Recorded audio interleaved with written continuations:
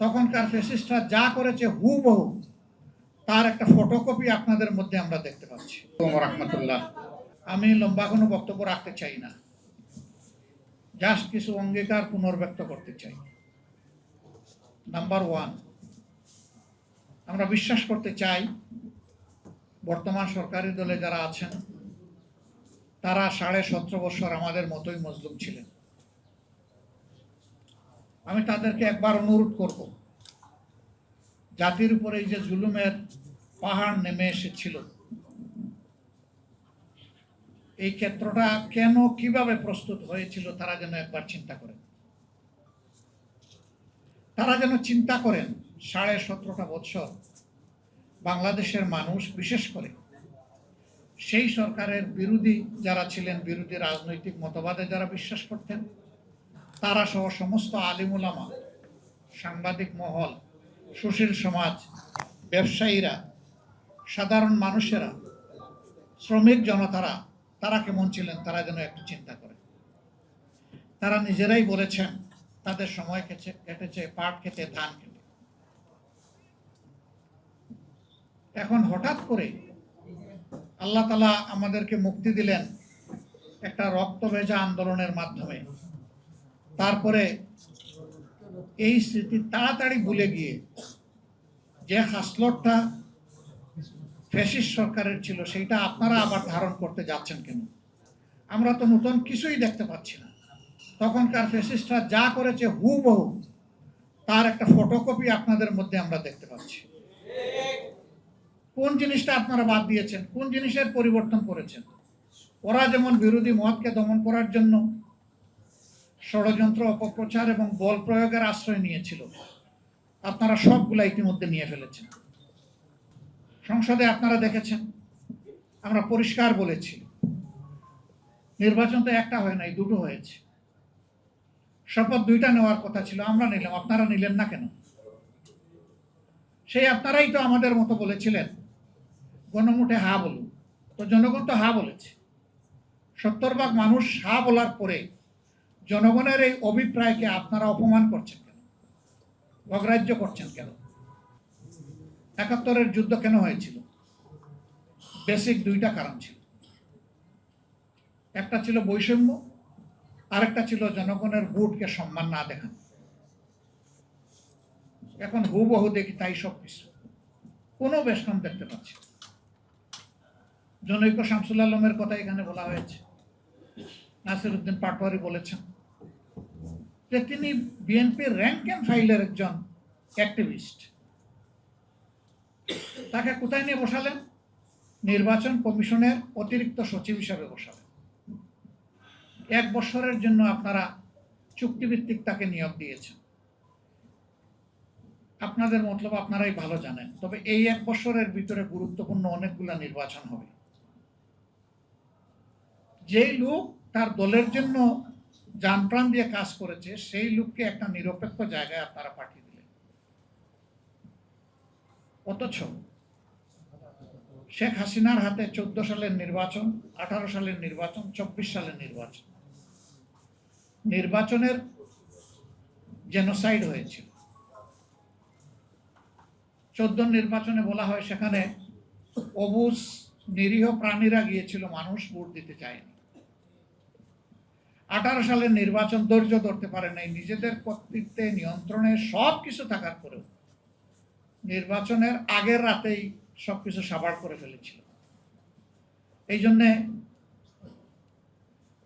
অত্যন্ত ইনোসেন্ট একটা কান্ট্রি, কিন্তু বিশ্বে পাওয়ারফুল।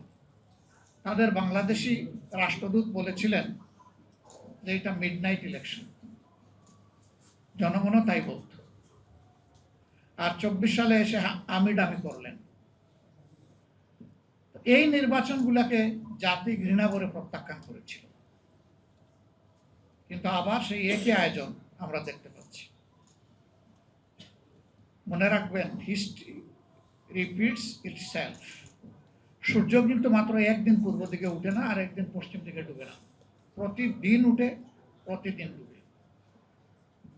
সূর্য যখন উঠে তখন শক্তিমত্তা নিয়ে উঠে, দুপুর পর্যন্ত মারাত্মক বিরক্তপনা থাকে, তার ঝাল থাকে অনেক, কিন্তু দুপুরের পর থেকে তার পতন শুরু হয় এবং শেষ পর্যন্ত গিয়ে সে ডুবতে বাধ্য হয়।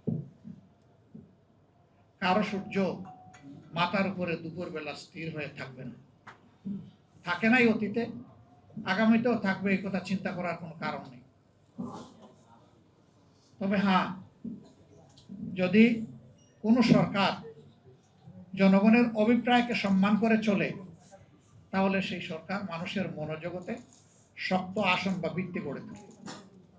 আর মানুষের অভিপ্রায়কে যারা অপমান অগ্রাহ্য করে, জনগণ তাদের অন্তর থেকে তাদেরকে ঘৃণা করে প্রত্যাখ্যান করে,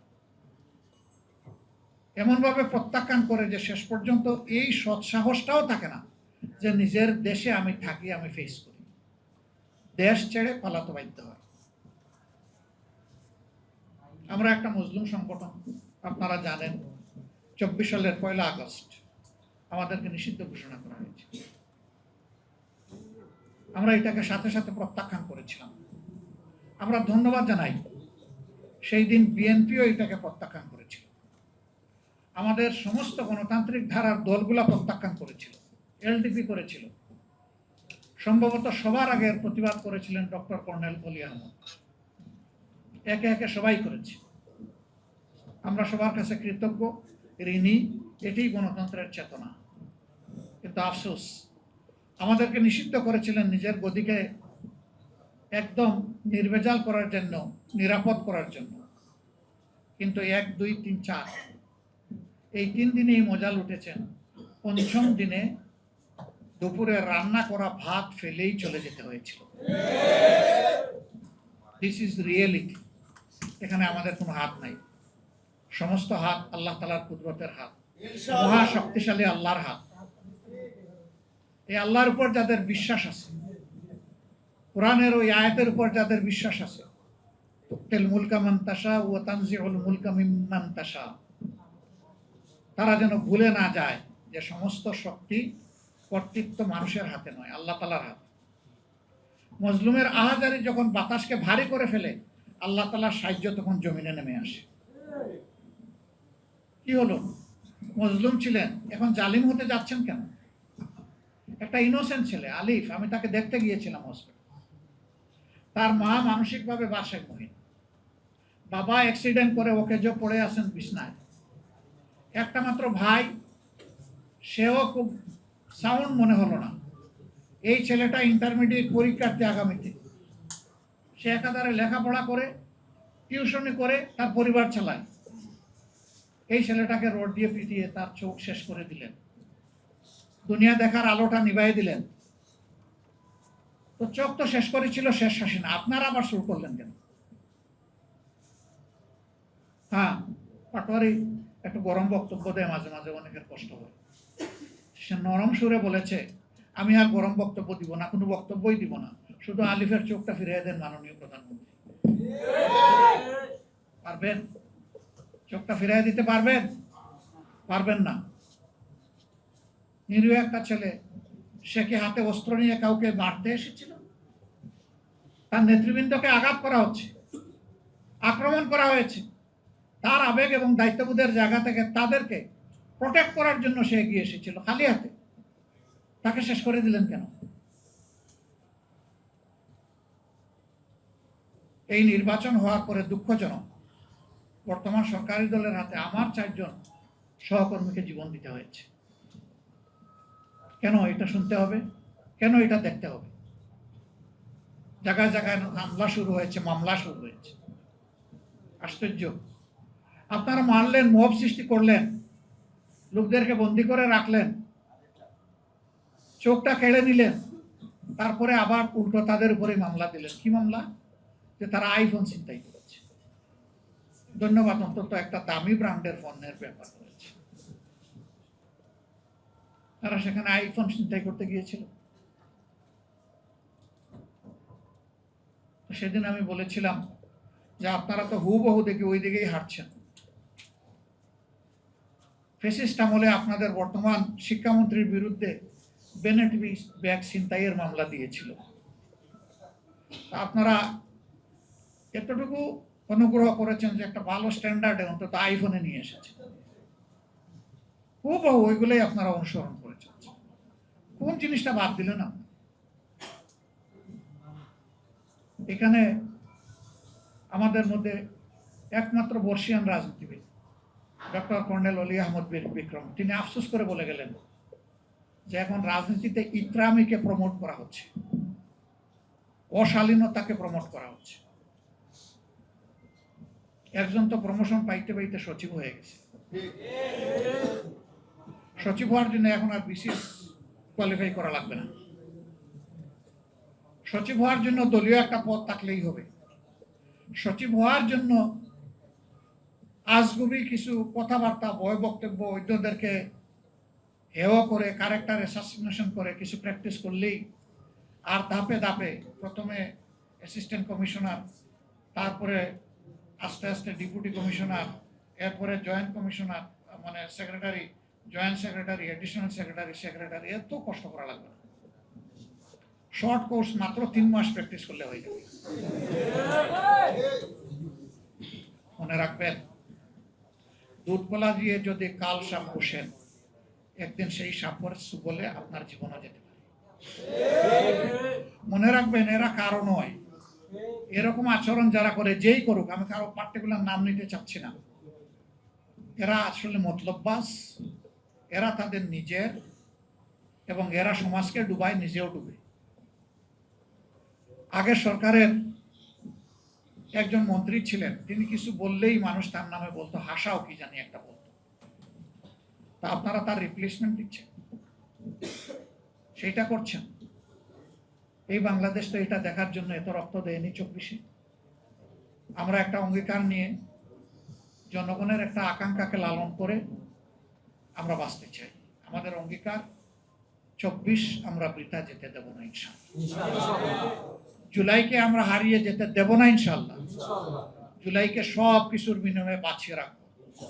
কারণ জুলাই এসেছে মূলত বৈষম্যকে মুহুরের আঘাত দেওয়ার জন্য। বৈষম্য আর চলবে না বাংলাদেশে। এখন যারা বৈষম্য করছেন সরকারে গিয়ে, মাসুল আপনাদেরকেই দিতে হবে। আমরা জানি রাজপথ আমাদের ঠিকানা, আসল ঠিকানা। সেই রাজপথে নামলে অনেক কিছু হতে পারে। হতে পারে ফাঁসির তক্তায় দাঁড়ানো লাগতে পারে। নাসিরুদ্দিন পাটোয়ারি বলেছে, হয় জেলে আর না হয় কবরে। আমি বলবো না, আগের সরকারও আরেকটা জায়গা তৈরি করেছিল, সেটা আয়না করে। এরকম যত ঘর হোক, সকল ঘরকে ইনশাআল্লাহ আমরা কোনো পাত্তাই দেব না। আমরা অঙ্গীকারবদ্ধ, গণভোটের রায় বাস্তবায়ন হবে ইনশাআল্লাহ, বাংলাদেশে হবে। 96 সাল নিয়ে জামাতকে কুঠা দেওয়া হয়, জামাতটা কি আওয়ামী লীগের সাথে জোট করেছে। তো সেই দিন জোটের একটা জবাব দিয়েছিলাম পার্লামেন্টের ভিতরে, আর বলেছি আগামীতে আল্লাহ তৌফিক দিলে বলবো। আজকে একটু বলি, 91 সালে পার্লামেন্ট গঠন হয়েছিল কিভাবে আপনারা জানেন? সরকার কিভাবে গঠন হয়েছিল? আমাদের সমর্থনের কারণে বিএনপি সেদিন সরকার গঠন করতে সক্ষম হয়েছে। আমরা কোনো শর্ত দেই নাই যে আমাদেরকে 1-2 মন্ত্রী দেন, 5-7টা মহিলা এমপি দেন, এই ডিপার্টমেন্টের চেয়ারম্যান দেন, অমুক জায়গার ডিজি দেন, কোনো কিছু আমরা বলিনি। আমরা চেয়েছিলাম, একটা স্বৈরাচারী সরকার বিদায় নিয়েছে, বাংলাদেশটা রাজনীতির প্ল্যাটফর্মে ফিরে আসুক। আমরা চেয়েছিলাম জনগণের অভিপ্রায়ের আলোকে একটা সরকার পরিচালিত। সরকার যখন গঠন হলো 94 সালে, অধ্যাপক গোলাম আজম সাহেব, তৎকালীন ভারপ্রাপ্ত আমির জনাব আব্বাস আলী খানের নেতৃত্বে 4 জন তার ঘনিষ্ঠ দায়িত্বশীলকে পাঠালেন তৎকালীন প্রধানমন্ত্রী। মাননীয় প্রধানমন্ত্রী, দলীয় সরকারের অধীনে নির্বাচন যখন বাংলাদেশে হয়েছে, প্রমাণ হয়েছে যে মানুষ স্বস্তিতে ভোট দিতে পারে না। মানুষের ভোটের কোনো প্রয়োজন হয় না, রেজাল্ট আগে থেকেই তৈরি থাকে, শুধু প্রকাশের অপেক্ষায় থাকে। যদি এই ধরনের একটা নন পলিটিক্যাল, অরাজনৈতিক সরকারের অধীনে এবারকার নির্বাচনও না হতো, আপনি সরকার গঠন করতে পারতেন না।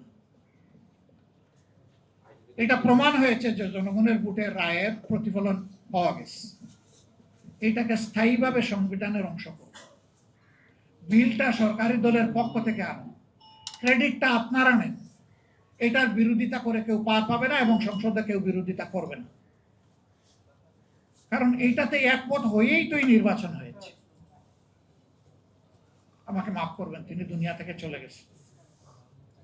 তিনি সেদিন বলেছিলেন, খান সাহেব আপনি আমার পিতৃতুল্য, অন্য কিছু থাকলে বলুন। তখন আব্বাস আলী খান সাহেব বলেছিলেন যে আপনি আমাকে এই মর্যাদা দিয়েছেন পিতৃতুল্য, আমি কৃতজ্ঞ, আমি অন্য কোনো দায়িত্ব নিয়ে আজকে আসিনি। তবে যেহেতু আপনি একটা মর্যাদা দিয়েছেন, সেই অভিজ্ঞতার জায়গা থেকে এতটুকু বলতে পারি, এই দাবিটা একদিন বাংলাদেশে বাস্তবায়িত হবে। এটা আপনার হাতে হবে না কার হাতে হবে আমি জানি না। এটা কি খুব সহজে হবে নাকি অনেক পানি গুলা করে হবে এটাও আমি জানি না, কিন্তু ইনশাল্লাহ এটা হবে। আমরা একটা বিল করে সাবমিট করলাম, সেই বিলটা আলোচনায় আসলো। 5 বছরের মেয়াদ শেষ হলো, এইভাবেই আন্দোলন শুরু হলো। আমাদের আর করার কি ছিল? এটা তো কোনো দলীয় দাবি ছিল না, এটা জনগণের পক্ষে ভোটকে নিশ্চিত নিরাপদ করার জন্য এই দাবিটা ছিল।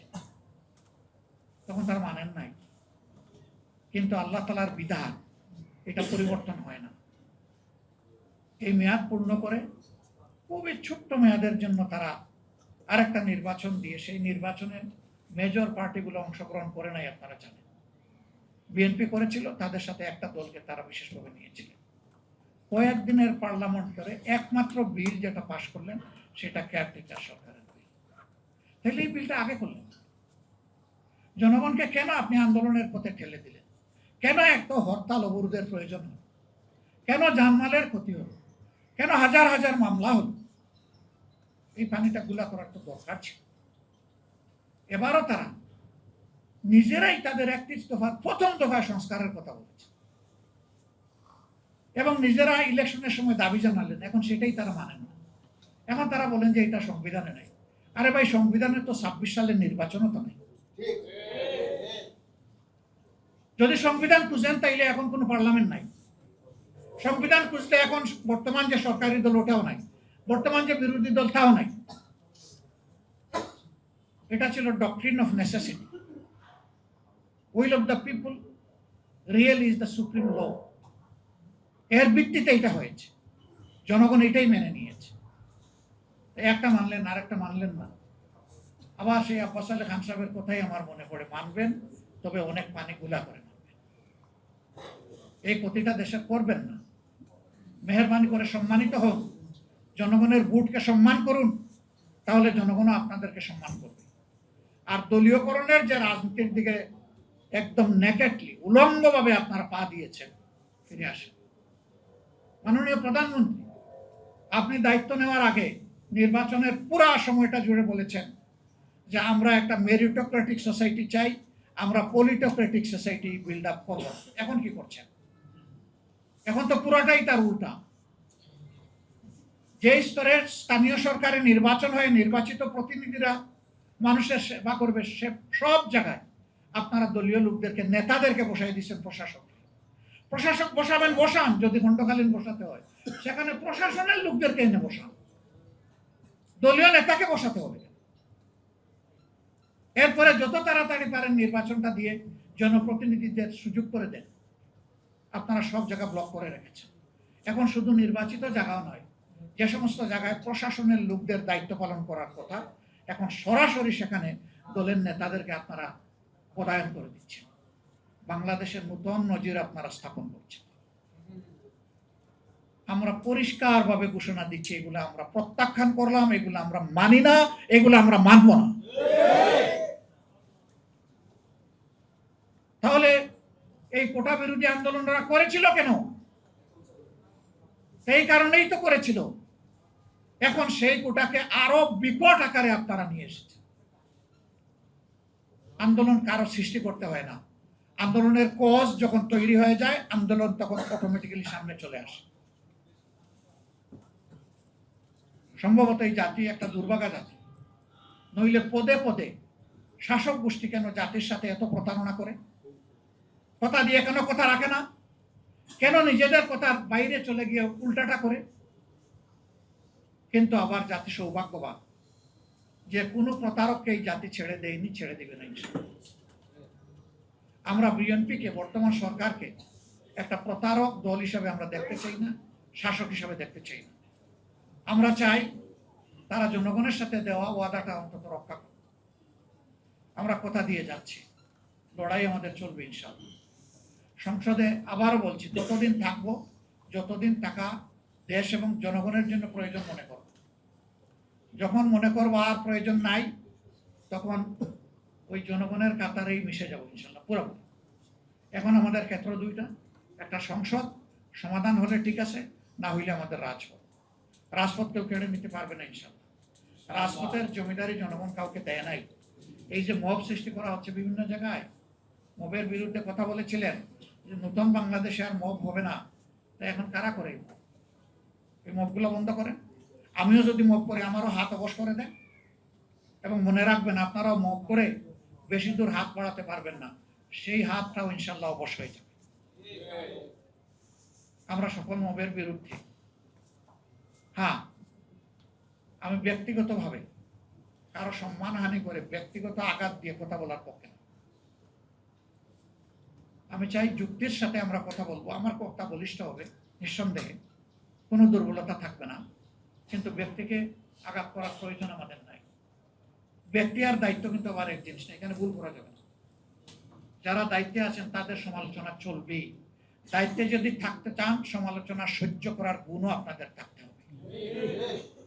যদি সমালোচনা সহ্য না করে তুষামতকারীকে আপনারা যদি প্রমোট করলেন, লালন করেন, মনে রাখবেন সেই তুষামতকারীরাই আপনাদেরকে বঙ্গোপসাগরে ডুবে আসা।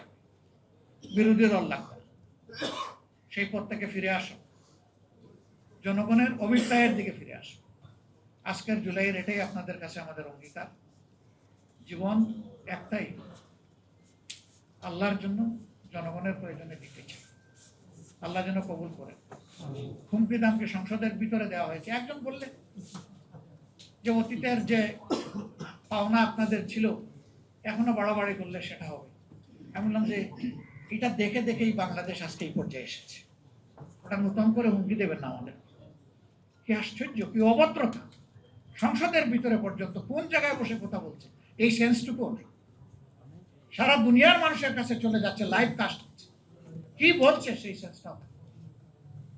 আবার দেখি যে অনেকে এই সমস্ত নোংরা কথায় টেবিল চাপায়। আশ্চর্য! টেবিল চাপড়াবেন ভালো জিনিস, খারাপ জিনিসকে কেন সমর্থন? ভালো থাকবেন সবাই, ইনশাল্লাহ ভালো থাকবো। আমরা লড়াই করেই ভালো থাকবো, মাথা নত করব না, মাথা উঁচু করে ইনশাল্লাহ সামনের দিকে এগিয়ে যাব। বাংলাদেশ এগিয়ে যাবে, বাংলাদেশ মুক্তি পাবে ইনশাল্লাহ। আল্লাহ হাফেজ।